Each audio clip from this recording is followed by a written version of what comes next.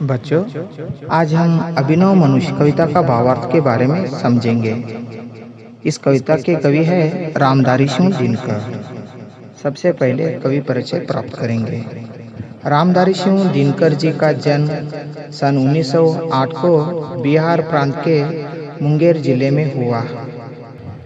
पहले रेडियो विभाग में काम करते थे, बाद में भारत सरकार के हिंदी सलाहकार के रूप में काम किए। इनका मृत्यु 1974 तमिलनाडु में हुआ था। इनकी प्रमुख रचनाएं हैं रेणुका, कुरुक्षेत्र, बापू, रश्मिरथी आदि है। अब हम इस कविता के भावार्थ के बारे में जानकारी प्राप्त करेंगे। अभिनव या आधुनिक युग वैज्ञानिक विचारधाराओं से पुरुष ने प्रकृति के हर तत्व पर विजय प्राप्त कर लिया है। पानी, बिजली, उष्णता आदि सब मानव के नियंत्रण में है।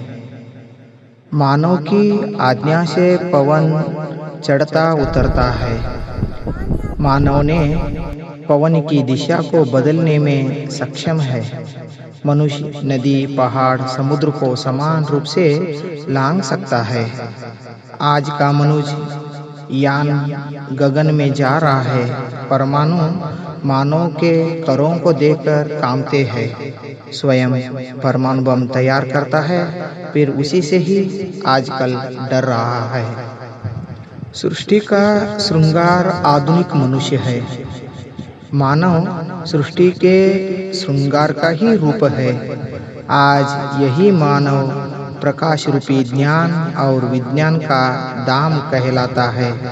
इस मनुष्य को आकाश से पाताल तक की सारी बातों की जानकारी है।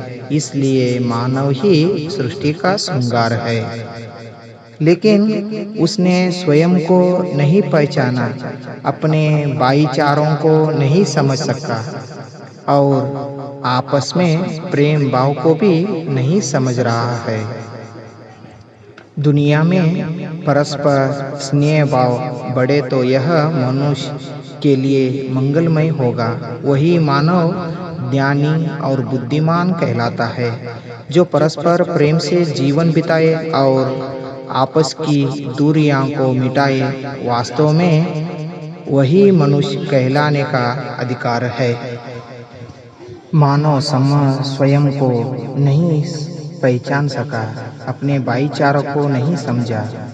प्रकृति पर विजय प्राप्त करना मनुष्य की साधना है।